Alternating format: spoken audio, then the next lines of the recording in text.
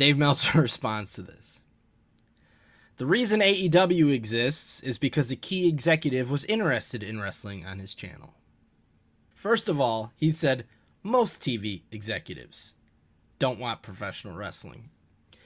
Secondly, he's trying to say he's wrong. A key executive wanted the wrestling on the channel. Well, yes, Dave. Who is this key executive? Tony Khan's friend, and he ended up getting fired. Bro, you know, I want to make one thing perfectly clear.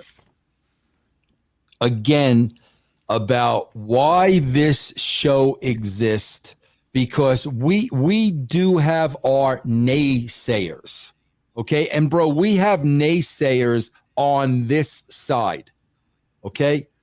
Let me explain to you why this show exists. Because the kid from Scooby-Doo makes a comment, and Dave Meltzer puts out a ridiculous tweet. Now, in Dave Meltzer's mind, okay, bro, yeah, I just buried what you just said. I just disproved you. In Dave Meltzer's mind, he thinks that is the end of the story.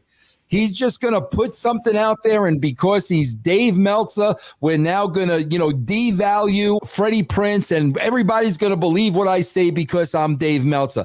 This show says, no, bro, let's break down what you said. Not so fast, Dave. Don't hit your keyboard and then send.